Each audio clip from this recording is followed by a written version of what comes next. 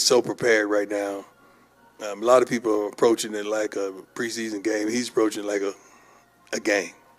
And that's how he's always approached everything, to prepare and to approach it like this is it. He's thankful and appreciative of the opportunity. He don't get caught up in, all the rhetoric in the media. He's far beyond that. And I can't wait to see him play. Breaking news straight out of football. Coach Deion Sanders just flipped the script and went full Hollywood villain on Kevin Stefanski. After that Browns disaster against the Ravens, Dion didn't hold back. He basically said, play Shedeur Sanders or start looking for a new zip code. Can you imagine a coach so done that he's ready to pack the quarterback's bags himself? This isn't just football anymore. It's a full-blown soap opera with shoulder pads. And Shedur's the headline act everyone's fighting over. Things are getting wild out here. And please don't forget to subscribe. It helps more than you think. That Ravens game was supposed to be just another Sunday showdown, but the Browns turned it into a tragic comedy so bad even SNL would have passed on it. Shedeur is, his nickname is Grown. I call him Grown. In my phone, he's up on the Grown because he's been very mature his whole life. Yeah. He gets it. He understands leadership. He understands what he needs. He can read a defense like the back of his hand. He's very accurate, but he works. If you understand the works that he put in the offseason and the training and the arms and the shoulders and the hips and the legs, like he knows this position and knows this game like the back of his hand. And it's almost cheating because this year we're like the NFL. The offense looked lost, like they were learning football through YouTube tutorials. And Stefanski's playbook? It could have been mistaken for a coloring book. Watching that game felt like seeing someone try to drive a Ferrari blindfolded while wearing oven mitts. Total chaos on wheels. And then there's Shedeur Sanders. Helmet on, eyes locked, wondering why he's getting the world's longest tour of the Browns bench while the guy on the field keeps giving the ball away like he's handing out free samples at Costco. It was painful to watch, brutal even. The kind of mess that could make any real fan start pacing the living room. It got so bad, it practically summoned Deion Sanders straight from Colorado, like a superhero in designer shades ready to save the day. He said that if the right team does not pick him, that you will intervene. That's my son. It's not like who I would like for him to play for. It's a couple teams that I won't allow him to play for. It's almost like you got a child that's going into an occupation that you already dominated in. Like, come on. And you don't think I'm not gonna sit there like a navigational system and tell him, take a right there, take a left right there, take a, not that, not that, oh, no. Like, that's who I'm called to do, that's my son. Now, Deion doesn't do quiet. He's not the type to send a polite email or schedule a calm little meeting. Nah. He kicked in the door of the conversation like he was auditioning for a fast and furious villain role. His message? Crystal clear. Either Stefanski gives Shedeur some snaps, or he might as well start dialing U-Haul and prepare for a quarterback swap.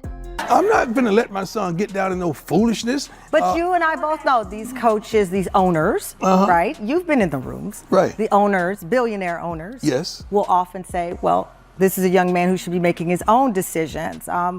He's got this helicopter. No. I'm hearing Shadur is not even running scout team. He's literally watching everyone play. Bailey Zappi's running scout team. I don't know if that's true. That's what I'm hearing. Why is he on the team? Why is he even here? If that's what you think about, because his jersey is selling, the Haslam's don't need jersey money, do they? No, they don't. Then why is he on the team if he's not even running scout team, which I don't know? It's a developmental project, Riz. And knowing Deion, he probably said it with that same confident grin he wears when referring to himself in the third person. Pure prime-time energy. Now, picture Stefanski hearing that. The man already looked stressed during the Ravens game, flipping through his laminated play sheet like it was IKEA instructions written in another language.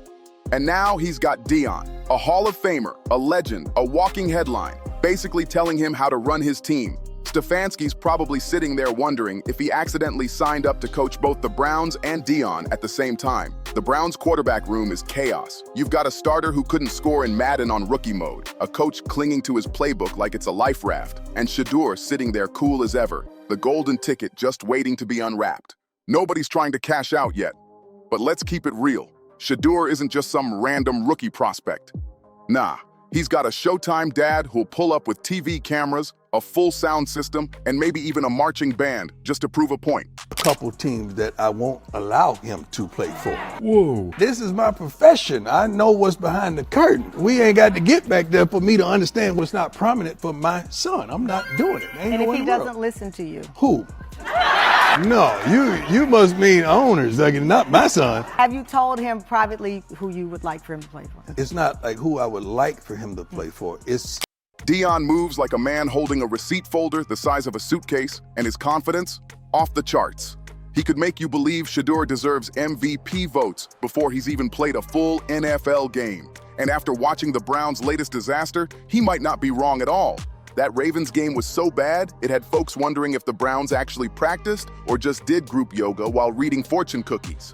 Every drive looked like a science experiment in how fast you could get to a punt. When we looked at Dion's interview, he went on your girl's show. Oh, Tamron Hall? Hall. And Ryan, he said what I've been saying.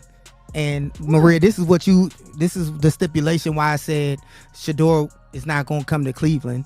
It's because his dad won't let him. And Dion didn't say Cleveland, but who else could he be talking about when he said he wouldn't let him go anywhere to any franchise? He would do like any father or parent would, right, with the knowledge that he has, right, and step in. He said, I'm just not going to let him go anywhere. And everyone knew he talking about the Browns. Fans weren't booing anymore. They were praying to the football gods, begging for Shadur to step in and save them. But Stefanski, he stayed glued to his plan like stubbornness was suddenly an N.F.L. strategy. Now Dion stepping in and threatening Stefanski, that's the kind of chaos that makes football more entertaining than Netflix. Think about it. The Browns either give Shadur his shot and turn every game into must-watch TV, or they trade him and let another team scoop up a hungry quarterback with a dad who refuses to let him fail. Either way, Shadur wins, and Cleveland ends up looking like the franchise that dropped the ball harder than their quarterback. And let's talk timing. The Ravens exposed everything. Yeah, it probably. One of these two rookies is going to it has to play itself out. You just can't let that hang, in limbo forever. Because look, that guy understands he's one snap away. So you have to give him some reps. You have to give him some attention in the meeting room, on the practice field, and he can't just run cards all week long. He can't just be a scout team guy. So either that's going to be Dylan Gabriel getting that, Kenny Pickett getting that, or Shadur getting that. So yeah, that has to be decided upon. I'm sure he already has. Should we read a lot into it? Whatever it is. We shouldn't read a lot into who the backup quarterback is unless it's not one of the rookies. From that shaky offensive line to play calling that looked like Stefanski was using a magic 8-ball. Throw Dion's theatrics into the mix, and Cleveland's no longer just a football team, they're the hottest reality show on turf. The only thing missing from this whole circus is a dramatic theme song and some commercial breaks sponsored by stress meds. It's wild, but kind of poetic too. Shadur isn't built to sit around warming benches. He wants that game time, the spotlight, the shot to prove he can shine on the biggest stage. And Dion's making sure nobody forgets it. He's not about to let his son get buried under Cleveland's chaos. No way. There's something about Shedeur Sanders that makes people turn their brain off. For y'all that missed it, a story came out today that the Ravens wanted to draft Shedeur Sanders in the 5th round. Shedeur said, no, I want to go somewhere I can play. He got drafted to the Browns 3 picks later, right? Complete non-story, but here's the part that really gets me. There are people calling him arrogant and all the other things because of this story, but here's the crazy part. Guys, you know what would have been arrogant? If he would have said, you know what, send me to Baltimore, I'm gonna go take Lamar Jackson's job. That would have been arrogant. Baltimore would sooner trade every crab in the harbor before they got rid of Lamar. Dion's either pushing Stefanski to finally make a change or daring the Browns to admit they're too stubborn to give their own future a real chance. And let's be honest, Cleveland fans aren't known for patience. They've been through more quarterback heartbreaks than someone looping breakup songs on Spotify. They're craving a savior, and Dion's out here telling the world that Shadur is that guy. If the Browns ignore that and keep Shadur glued to the bench, it's not just bad football. It's a straight-up revolt waiting to happen. Fans will start chanting his name from the stands. Sports media will tear Stefanski apart, and Dion will make sure every mic in America picks up the noise. That's not pressure. That's a full-blown PR storm, the kind that makes political campaigns look quiet. And Stefanski? He doesn't have the luxury to stay stubborn. His seat's already heating up after that Ravens humiliation, and now Dion's out here pouring lighter fluid on it. If he keeps ignoring the signs and flops again, those headlines will write themselves. What are the Browns doing with Shedeur Sanders? I don't quite understand why they didn't just release him when they had to cut a quarterback if they're not even going to use him in the practice squad. It is an interesting situation that the Browns have because, like, their purported savior is this 5th-round draft pick, and it just so happened to be in a year in which they drafted a quarterback ahead of him. So maybe we trust the evaluation there and say, like, maybe Dylan Gabriel. I know it doesn't make sense to our eyes, and Shadur probably fits what you envision a franchise quarterback looking like, certainly more than Dylan Gabriel.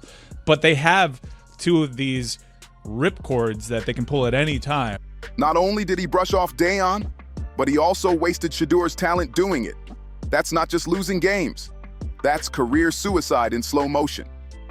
But here's the twist. No matter how it plays out, Dion's already won. He's hijacked the national conversation, forced Stefanski under the spotlight, and made sure Shedur's name is echoing everywhere. Shedeur doesn't even need to beg for a shot anymore. The world's already watching. Deion Sanders just put the entire NFL on notice, and he did it with all the subtlety of a marching band crashing your living room. The Browns better wake up fast, because if Stefanski thought the Ravens' defense was scary, wait till he sees what happens when Dion feels like his son's being disrespected. Spoiler alert, Stefanski might not survive that kind of blitz. Cleveland without Shedeur is like a fancy car with no gas. It looks good parked in the driveway, but when it's time to roll, it sputters, coughs, and embarrasses you in front of the whole neighborhood. That's the Browns right now. A roster dripping with potential, a fan base starving for wins, but nobody behind center who can actually make it all connect. And the wild part? They've got Shedeur Sanders sitting right there, helmet shining, arm locked, ready for war. But somehow, the coaching staff thinks the smart move is keeping him on the bench like it's some kind of rookie hazing tradition. And don't even get me started on Joe Flacco. That was the football version of watching someone throw darts blindfolded during a hurricane. I'll keep saying it. I believe Shedeur Sanders should play more games than any other quarterback on this roster this year because he's the only guy that I look at and say they might have something here. Because I'm telling you right now, they left night 1 of the draft saying we are taking our quarterback next year. So it's on Shadur or Dylan or Kenny, probably not Joe, to change their mind. To change their mind. But you got to find out. You got to find out. I think you have to find out with Dylan Gabriel. At this point, Flacco might as well set up a GoFundMe for opposing defenses because he's already giving them everything for free. Fans are asking the same question over and over. How is Shadur not getting a shot in this chaos? The Browns are playing quarterback roulette, spinning the wheel, and praying it doesn't land on another interception, while the real solution is sitting there twiddling his thumbs. It's like owning a Ferrari but deciding to take the bus because you're not sure it's ready. Spoiler alert, the bus just broke down, and Shedur's over there revving the engine, ready to go. The Browns' offense without Shadur is painful to watch. Drives stall faster than bad Wi-Fi during a storm, and receivers are running routes like ghosts, open but invisible to whoever's throwing. Fans are sitting through 3 and outs, like it's some twisted endurance challenge. Meanwhile, Stefanski's still flipping through that same laminated play sheet like the answers are gonna magically appear if he stares long enough. Newsflash, no playbook on earth fixes quarterbacks who keep throwing to the wrong jersey. Development doesn't happen on the bench, it happens in the fire, under the lights, with defenses trying to tear you down. And if anyone's built for that heat, it's a Sanders. Because Dion didn't raise no bench warmer. Dion raised a quarterback who lives for pressure and turns doubt into motivation. Shadur doesn't fold, he fuels up. And the fans already know it. Every time Flacco or whoever the Browns roll out there throws another soul-crushing interception, you can hear it, that chant booming through the stadium. Shadur! Shadur! It's like a drum beat shaking the seats. A not-so-subtle reminder to Stefanski that the clock is ticking on this stubborn little experiment he's running. The reports are coming in. If Shedeur Sanders plays well in the preseason, he's going to get traded. And Nick Wright seems to know the team. The Rams. The reason I said the Rams is they might have a need for spot starter this year, but also this could be Stafford's last year. For better or for worse, no one in the history of the NFL has brought more attention and interest to preseason football. Shedeur Sanders, go and make some waves, dude, and it's all football. It's not anything off the field, it's football. Than Shedeur Sanders. Watch the ratings for this Friday preseason game. All you did was raise them up. But somehow, the coaching staff keeps pretending like nothing's wrong, as if ignoring the smoke will make the fire disappear. Spoiler, it won't. What will disappear, though, is Stefanski's job if he keeps letting this circus drag on. And speaking of circuses, let's talk about Flacco again. Because watching him throw is like watching someone play fetch with a dog, except it's the neighbor's dog catching the ball. And now, you've got a lawsuit on your hands. Half his passes make no sense. You start wondering if he's seeing ghosts, or if he's still convinced he's secretly wearing his old Ravens jersey under that Browns uniform. If interceptions were money, Flacco would be topping the Forbes list right now. Meanwhile, Shedur's got everything Cleveland needs: confidence, poise, and real arm talent. He doesn't run from the moment, he owns it. So what exactly are the Browns waiting for? A handwritten note from the president? A lightning bolt in the sky spelling out, "Start Shedeur"? Because at this point, it's embarrassing. Without him, Cleveland's doomed to repeat the same sad cycle. Weak quarterback play, angry fans, ugly losses, and Stefanski standing at the podium mumbling about execution and sticking to the plan.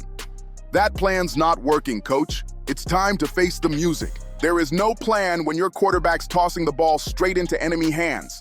That's not execution, that's straight-up self-destruction. And the longer Cleveland waits to fix it, the more obvious it gets. The Browns aren't just wasting another season, they're wasting a golden shot to rewrite their entire story. Here's the kicker. Every single game, Shadur doesn't touch that field. The pressure keeps stacking higher. It's not just Dion breathing down Stefanski's neck anymore. It's the fans, the media, even the players who are tired of watching winnable games turn into highlight reels for the other team. You can't hide Shadur forever. Not when the current quarterbacks look like they're auditioning for blooper reels instead of playoff runs. While Flacco's out here tossing passes that end up as souvenirs for the defense, Shedur's sitting there ready, calm, focused, and waiting for his shot to prove what everyone already knows. He is the future, and the future doesn't belong on the bench. The Browns can keep pretending everything's fine, but the truth is spelled out across every scoreboard and every broken play. Each time Joe Flacco winds up and delivers another interception, it's not a football move. It's a neon sign flashing for the whole league to see. Play Shadur already. Don't forget to like, share, comment, and subscribe, because this saga's just getting started, and you don't want to miss what comes next.